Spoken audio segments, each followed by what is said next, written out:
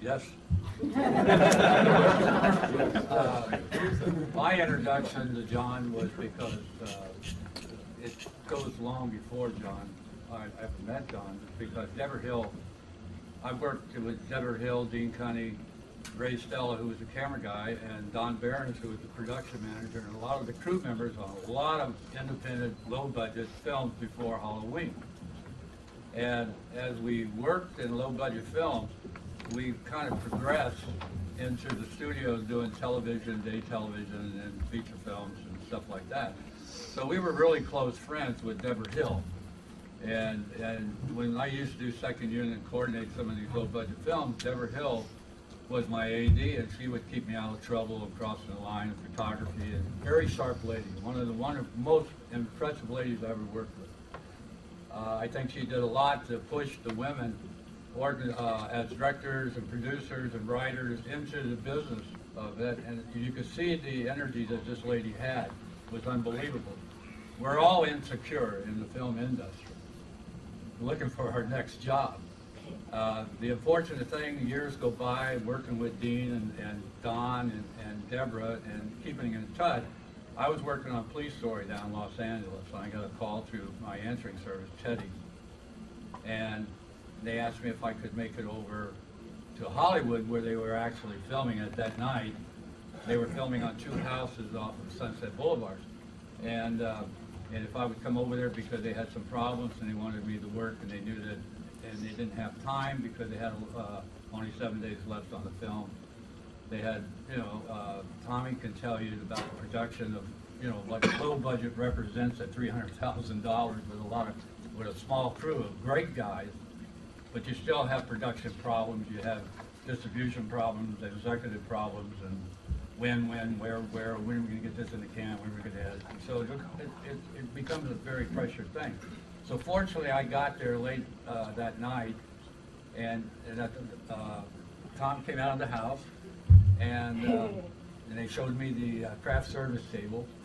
Then John came out, and then Deborah came out, and we all talked. We went inside the house, and we watched Tony. That's the first night I met Tony, and he was there, and so John says, "Watch Tony," and then he said, "Would you go work with Janet Leigh?" Well, I know Janet Leigh because I worked with Tony a lot, her father, and we did a lot of shows, and we did Lipke, who was the coordinator of Lipke, who's standing right down, sitting right there, George Wilbur, and so it was a family, so we all knew each other, and so I worked with her to go over the railing, and so she could do it dramatically and cry, and then the shape would come up behind, you could see the visual, and that was fun, but John had an image, and when you talk to John, you're talking to a guy who knows exactly what he wanted. But the guy who was important was Dean Cunny, because he's lighting it, he knows the camera techniques, he knows all of that. Then his partner, Ray Stella, who was doing the first camera operator. These guys worked in unit, and then you had Tommy and guys like all supporting these guys. Made it good for me. And then they said, take his mask off. Well, his head figured with my head at that time. So the mask was sweaty and all this, and watch him and do this and do that. And then I overlapped his stuff and went over the railing and laid down and took the shot, took a bunch of stills for a bunch of other things. They said, bye. So I went back to Police Story. So that's how I got on the job. Thanks to Deborah Hill and Don, and that's how I met John. Okay, the first dangerous stunt that I ever did was driving down Hollywood Freeway on a rush hour at between 4 and 6 o'clock, when everybody's getting out of the studio and out of everywhere in the bars and everything else. No, every stunt is dangerous. Believe me, it doesn't matter if it's pratfall or a slap in the face or whatever it is. It's how you prepare yourself and how you do it. Now, there are times, and everybody that's sitting up here has had an experience, and serious one. And that's the way life is, because we do so many shows. Most of it's done over 400 shows, film, television, and other things, documentaries or whatever. And it's training, dedication, and health, being healthy, and learning your camera angles and how to make it easy for you, but make it exciting for the audience sitting on the seat. We train hard. Most of us train hard. There are a few in this industry that doesn't train, but those people seem to go whatever direction they go to. But the professional guy really learns his craft. So I would say every stunt that I've done, I prepared for any occurrence of accidents or seriousness, and to be broken up on whatever the subject. And so we were prepared for that subconsciously in our mind, but we train ourselves very well. And I think that the injuries I've had has been very small compared to some of these stunt guys who gave their lives, or accidents occur, or serious injuries that some are paralyzed over the last 45 years that we've been working in the business.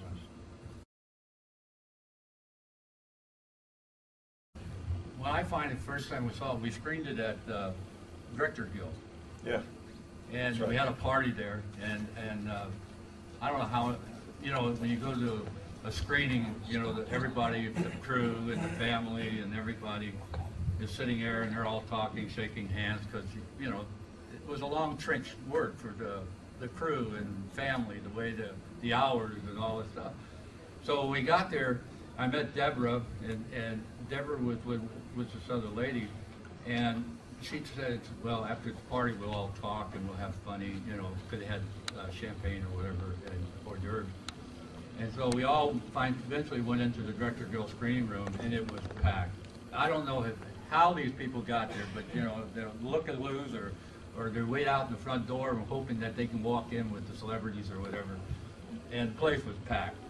And when if you ever have a crew and the actors and the family, and when they see their names on the titles, they all applaud and they joke and they make all these different names and songs, and it becomes very loud.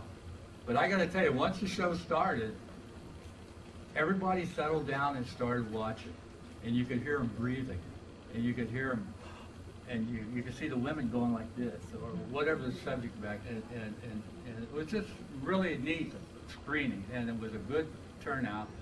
That's the only time I saw the film. I've never seen the film on DVD or any of the other stuff. I've never seen any of the other films, the sequels or anything, so I have to plug for you. So he's a fan. But it was a great screening night, and it was very well done, and I said, wow. But I never thought it would, 30 years later, we'd be sitting here with all the sequels, and it's what Ron Zombie just did, another remake of the original one, which I have no idea how that is or anything else. And but that was one night, and to see the crew, because they really worked their butt off. Long hours, sometimes bad food, or food getting there late. And and other things. Food? You got food? Food, right? So it was a nice evening, and the master that they filmed was just beautiful. As you see on I understand on the new 25 or DVD, it's just pure and green and just great. And that's what John wanted, and that's why they had Dean Cunning and people like that, and they processed it through the right labs, and they took the time, even though they had short time. But they made a heck of a film, and we were very impressed on the screening night. That'd be hard to answer because I'm not into the character, so it's really hard for me to say, but